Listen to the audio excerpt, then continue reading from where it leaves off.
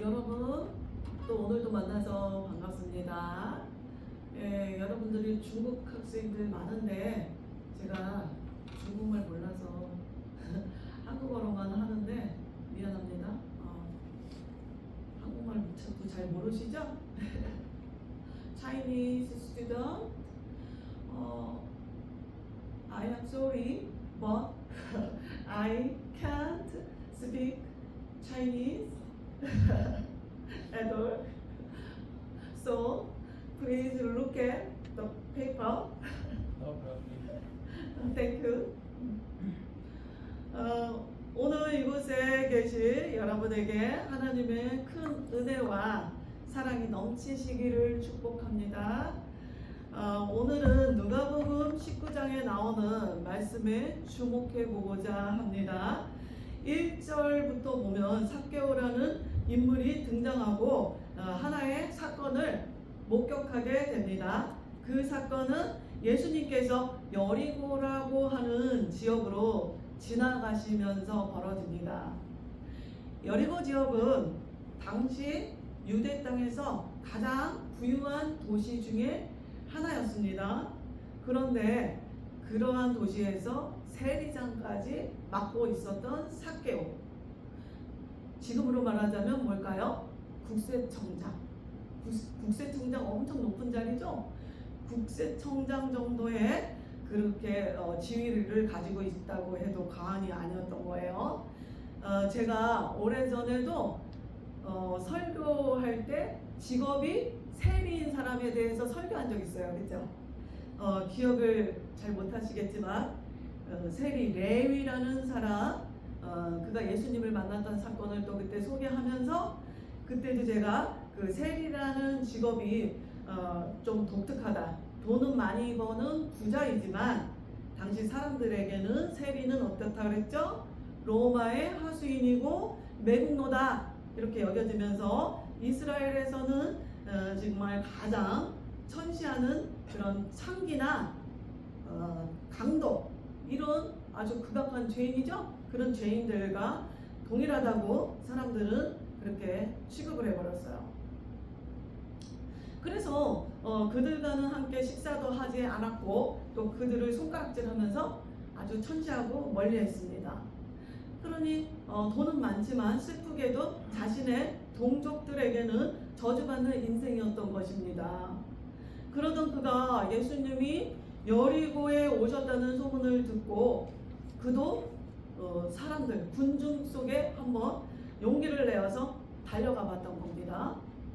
삭개오는 왜 모든 것이 자기가 이루고 싶은 모든 것을 지금 이루고 있는 거죠? 돈도 많고 아쉬울 건 없어요. 그런데 왜 그 사람들이 자기 만나면은 막 손가락질하고 그러는 거 알면서도 자기 민족들이 그러는 거죠. 그런데 그 군중 속으로 들어갔을까요? 왜 그렇게 예수님을 만나기를 갈망했을까요? 그 이유는 그렇게 큰 부자로 살고 있었지만 그의 마음을 한번 들여다볼까요? 어땠을까요? 항상 외롭겠죠. 그리고 공허했을 거예요. 여러분, 그 독일의 철학자 중에 쇼펜하우어라는 사람 들어봤죠? 유명한 말 많이 하죠. 예, 쇼펜하우어가 이런 말을 한 적이 있어요. 인간의 삶에 대해서 좀 여러분들도 와닿을 수도 있어요. 인생을 많이 살아본 사람은 더 와닿는데, 인생이라는 것은 고통과 권태를 왔다 갔다 하는 시계추와 같다라고 말을 했어요. 무슨 말일까요? 그 말은 인간은 고통 속에 머물든가 아니면은 권태 속에 있든가 둘 중에 하나의 문제로 계속해서 힘들어 한다는 거예요. 말하자면 서민들은 공궁에서 괴롭죠. 고통스럽죠. 그런데 또 그가 부자가 되면 어때요? 권태라는 것 때문에 또 다른 고통 속으로 들어간다는 거예요.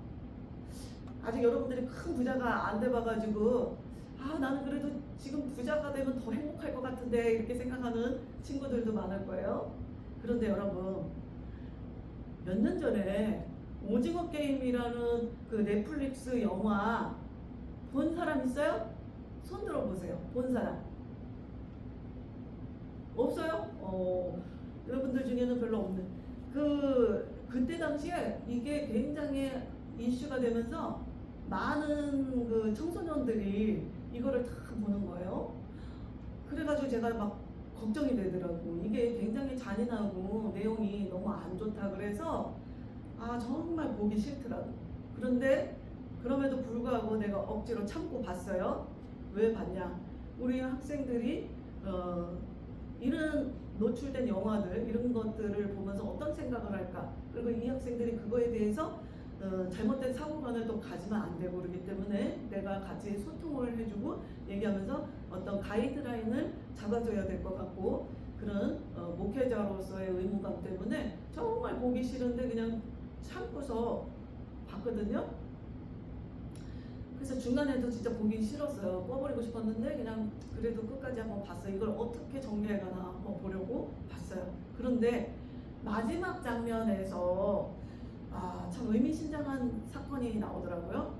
뭐였냐면 주인공이 누구였어요? 이정재 씨였죠. 이정재 씨가 막 그 많은 큰 어마어마한 돈을 받게 돼서 정말 부자가 됐잖아요. 그런데 그가 공허함에 빠지면서 그 돈도 못 쓰고 사람이 이상하게 변해갔죠. 그런데 그런 중에 그 모든 것을 그 악행을 꾸몄던 사람이 누군지 알게 됐죠. 그것은 바로 같이 있었던 도와줬던 빌런이 바로 그 할아버지가 빌런이었던 거예요. 그거를 보고 너무나 깜짝 놀라고 분노를 하면서 그 사람에게 막 정말 화를 내면서 화로 표현이 안 되죠. 너무너무 막 울부짖으면서 어떻게 이런 일을 꾸밀 수가 있냐고 막 붙잡고 막 난리를 치죠. 그럴 때 그 할아버지가 너무나 그냥 편안하게 누워가지고 뭐라 그랬어요? 병실에 누워있죠. 그 할아버지도 뭔가 상태가 안 좋았죠. 근데 뭐라 그래요? 자네 그거 아는가? 이러면서 정말 가난한 사람들과 모든 것을 다 가진 사람들의 공통점이 하나 있다네 이래. 그게 뭘 것 같아요 여러분? 그 할아버지가 참 아주 오묘한 말을 해요. 뭐라 그랬어요? 그 공통점은 바로 사는 게 재미가 없는 것이라네. 그렇게 말을 해요. 여러분 그래서 아무리 돈이 많아도 삶에 공허함과 재미가 없고 그러니까 뭐 짜릿한 거 없을까 하다가 그런 아주 악한 그런 계획을 꾸몄던 거죠. 그래서 그거를 구경하면서 게임처럼 보고 있었던 거죠. 정말 안 좋은 영화였지만 마지막에 한 그 대사에서 많은 것을 생각하게 돼요. 그래서 쇼펜하우어가 한 말, 인간의 그 근원적인 본질과 고민을 방증하게 하는 그런 말이 된다고 볼 수 있어요. 바로 인간은 물질만 채워진다고 행복한 것이 아니라는 거예요. 그건 분명한 거죠. 그래서 인간은 왜 그럴까요? 영적인 존재이기 때문에요. 유물론자들이 말하는 유물론자들의 우리가 물질로만 생각하는 개념으로 적용할 수 없는 우리 인간은 영혼육의 풍성함과 그리고 강건함이 없다면 우리 인간은 문제가 생기게 돼 있어요. 그래서 인간의 그 고통이라는 것, 마음의 고통, 그 마음으로부터 오는 그 고통이라는 것은 아무리 훌륭한 선지자라고 해도 인간이라면 피할 수 없는 과제인 것 같습니다. 구약 성경의 그 인물 중에서 엘리야를 한번 볼까요? 엘리야도 어땠습니까? 하나님이 주시는 능력으로 엄청난 기적과 이사를 담대히 행한 장본인이었어요. 그럼에도 불구하고 아합 왕에 악처가 있었는데 그 악처가 이세벨이라는 그 여자의 협박에 눌려가지고 갑자기 마음이 한없는 나락으로 추락하는 것을 볼 수 있어요. 그래서 결국에 그 대단한 선지자가 로뎀나무 아래에 앉아가지고 뭐라고 그래요? 하나님 차라리 나를 죽여주시옵소서 막 이렇게 말을 할 정도로 아주 마음이 아주 나락으로 떨어질 대로 떨어집니다.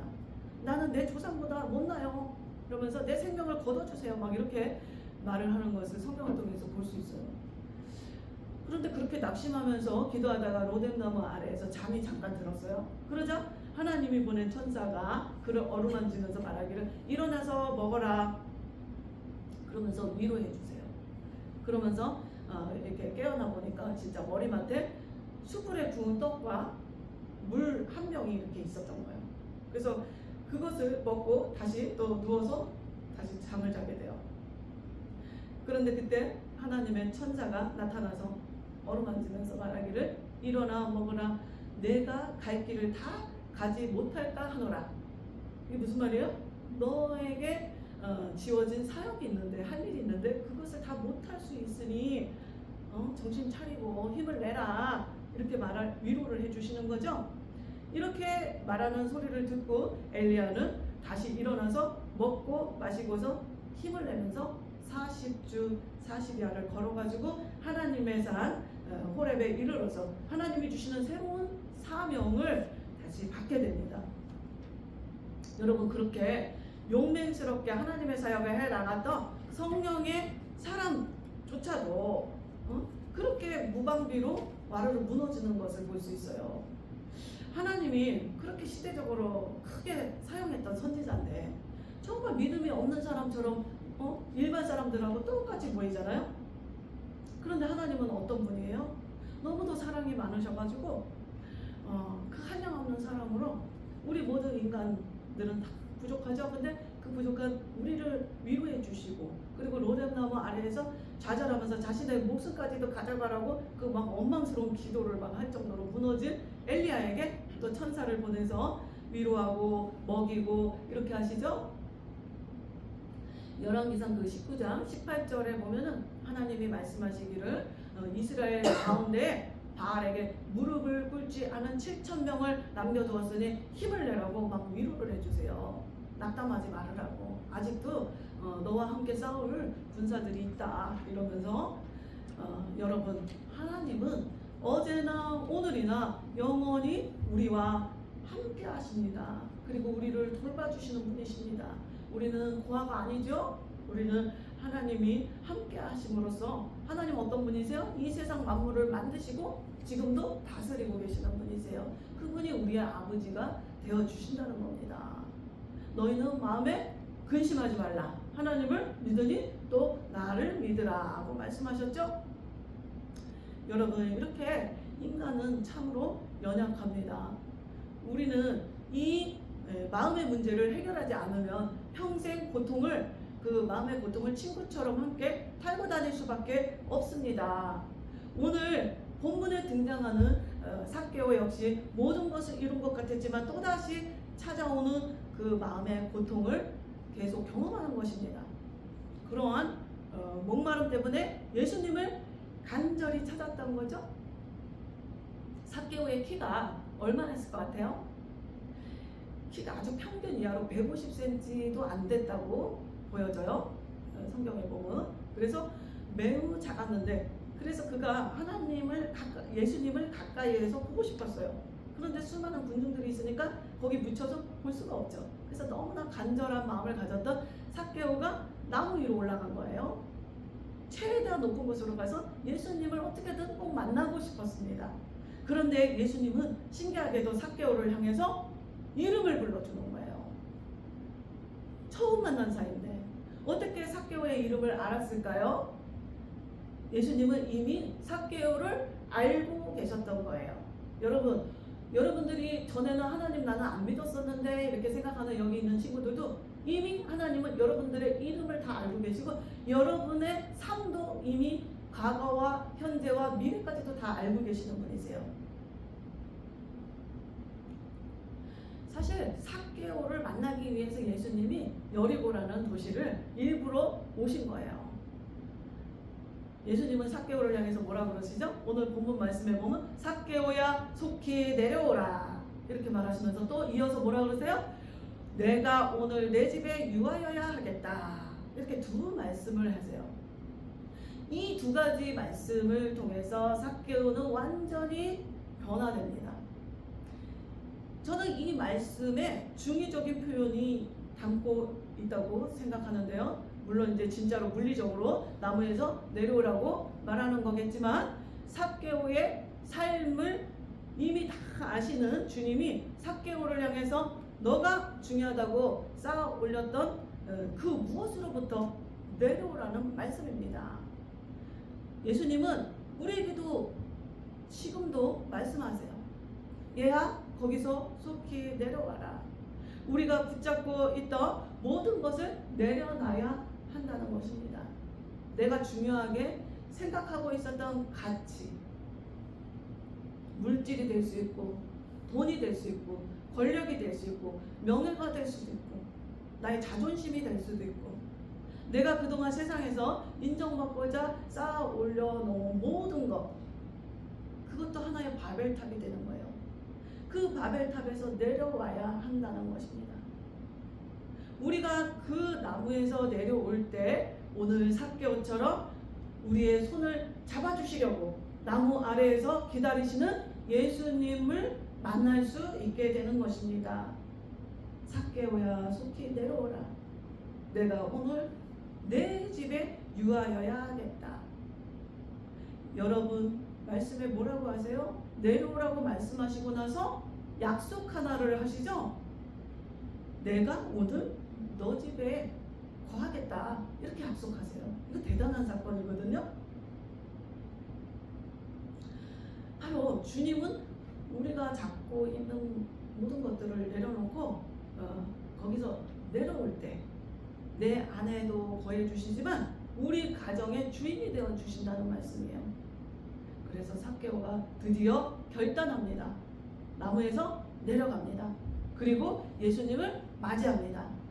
이제 그가 그동안 아무에게도 말하지 못한 마음의 고통이 예수님을 만나 사라지는 순간입니다. 여러분, 어두움을 없애는 방법이 무엇인지 알아요? 여기가 깜깜한 공간이라고 생각해 보세요. 어두움을 없애려면 어떻게 돼요? 불을 켜면 되는 거죠?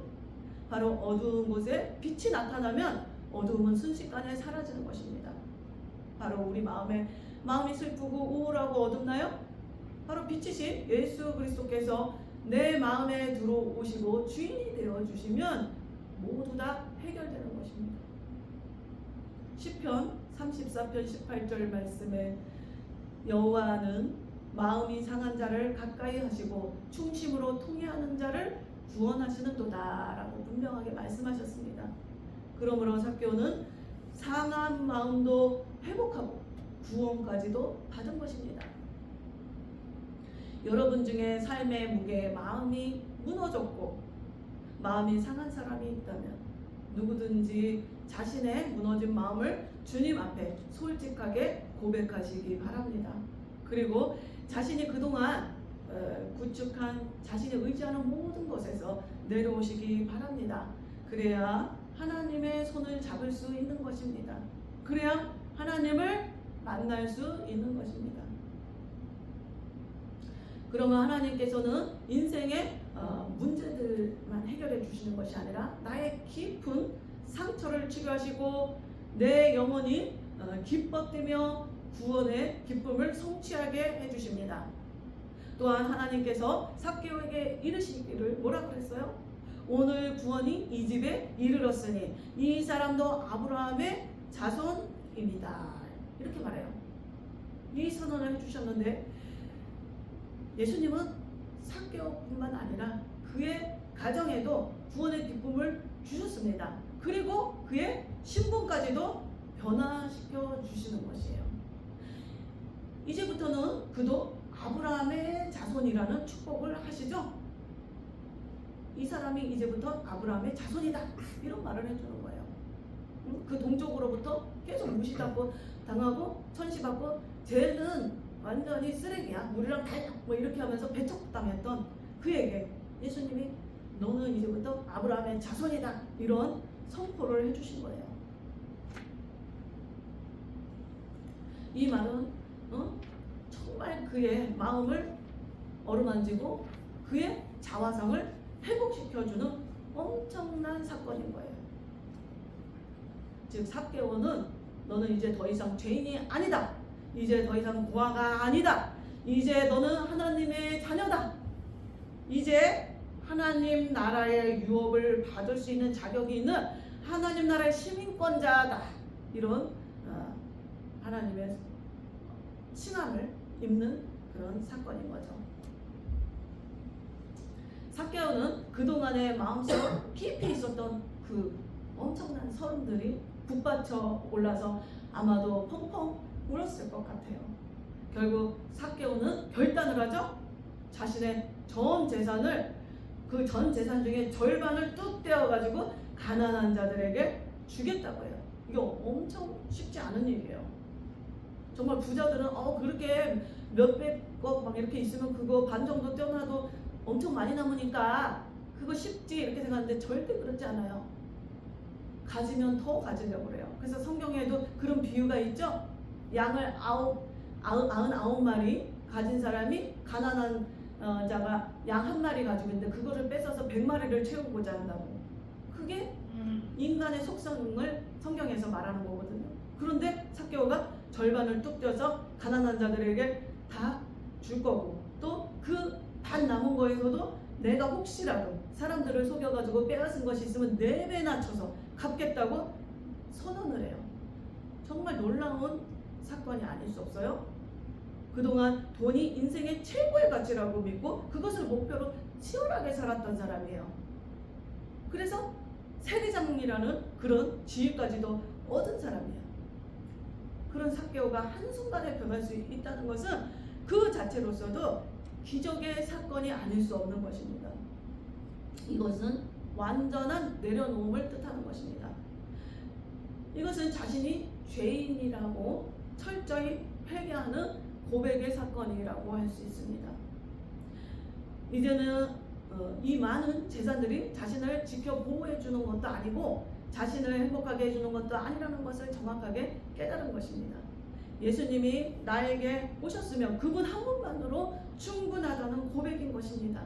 생명 되시는 예수님이 내 삶 속으로 들어오셨다는 것만으로 이제는 더 이상 인생의 걱정은 끝이라는 사실을 깨달은 것입니다. 삭개오의 주변에 있던 많은 사람들은 아마도 자기가 스스로를 삭개오보다 의롭다고 생각했어요. 그렇지만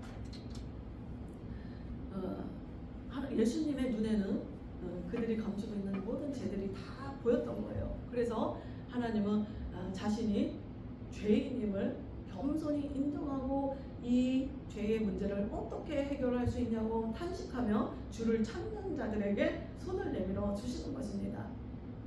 여러분, 그 파스칼이라는 유명한 수학자, 과학자 아시죠? 함세라는 유명한 책을 썼죠. 그가 말할 때 뭐라 그랬어요? 인간에게는 딱 두 부류의 사람만 존재한대요.